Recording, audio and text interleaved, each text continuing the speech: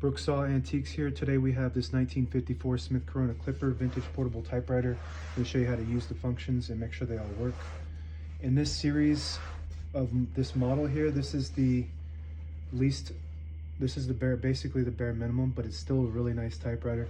So when you go up, you go with the Sterling and then the Silent and then the Silent Super. So the higher you go, the more functions you get. Like this doesn't have the tab function. It doesn't have the paper fingers up here to help hold the page down more, and it doesn't have paper support arm in the back. So a lot of people might find this more appealing because there's less things to go wrong, just more streamlined, which I do like. It has almost exactly the same functionality when it comes to all the other functions. It doesn't have a paper guide, which is usually right here to help guide the page in straight. The margins are up top here. It's got a left margin that's on 0. I'm going to set that on 0, and the right margin around 75 or 80. Let's go ahead and go on 80. It's about the length of a page. And this is the paper bale that sits on top. It's got 2 adjustable rollers.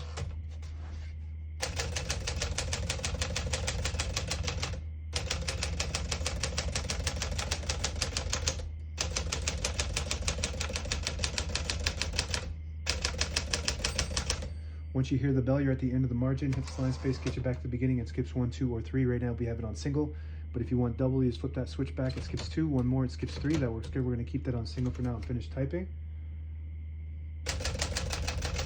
As you can see, all the keys type nice and none of them skip or stick. I'll type a sentence in red on the next line. Switch from black to red. There's a switch on the right.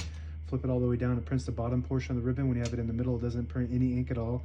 It just leaves a stencil for copying purposes. When you have it up top, it prints the top portion of the ribbon. We're going to move that down to print red.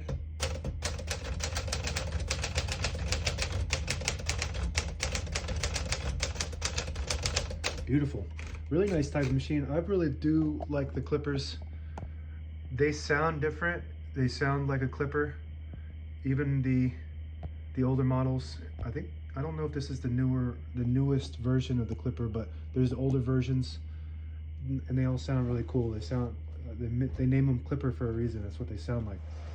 We're going to move that back up to print black, and we're going to flip this forward to unlock the rollers underneath the platen, allowing you to pull the page out easier, a little thicker paper like carbon copy or cardstock. Actually flip that back before you load the next page or else it won't load correctly. Shift on each side and a shift lock on the left. To clear that, just hit the shift button again. Backspace on the left side of the keyboard works good. Margin release on the right. When you get to the end of the margin, it blocks you from printing. You hit that MR button, it'll allow you to go all the way to the end. That works good. Open the hood, all the brand new ribbons loaded on the left, so it's pulling to the right. And if you want to switch that direction, right above the backspace is a lever. You flip that up, it'll print. It'll pull counterclockwise to the left. You flip it down, pulls clockwise to the right, and that's the direction we want it to go. Touch control right on the front here from low to high. The more right you go, the lower it is, so you don't have to hit the keys as hard for them to print. And if you move it over to high, you do have to hit the keys harder for them to print, but they respond faster. I personally like it on low.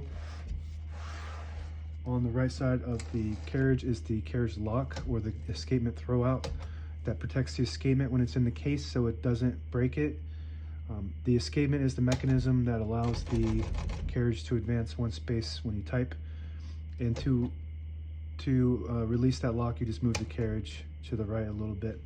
Carriage release levers on each side, very smooth. Like I said, I really like this model. It's super smooth and just sounds really good. If you don't use the tab and you don't want all that fancy stuff, this is the one you do want, so you don't have to worry about those breaking or something going wrong eventually with those. Left carriage release, really nice, and it's got the nice metal carriage releases. On the later models, they moved this into a hard plastic, and those break off all the time. So if you do have a newer model of the Smith Coronas, and you need these carriage release levers that are hard plastic, check out my shop. I got some. Since they don't make them anymore, I have to 3D print them, but they're really nice. They work well. And this little lever here, if you pull it out, it'll disable the spacing, so you can get to an exact spot on the page. You push it in, you get those clicks. Each one of those clicks is 1 space. And the same concept. Actually, this doesn't have that either. Most Smith Coronas will have a little lever in here that disables the spacing. This one doesn't have it, just naturally by not having that being the bottom of the upgrade list. And it does have a page gauge, so if you take a look in there, you got an end and set So what you would do is you would put the set side on 11, like right below 11. Sometimes there's a little, I think right there is where you want it. Sometimes there's a little notch to tell you where it is, but this one, I think this is where you want it. Or maybe right at 11. Anyway, so it'll eventually, if you look on the left side, it'll eventually tell you when you're getting close to the end of the page. That's 2 inches. And then you got 1.5, 1, and then the end of the page. So that's what that does. And that's it. Now available on eBay or Etsy. Search Brooksaw Antiques.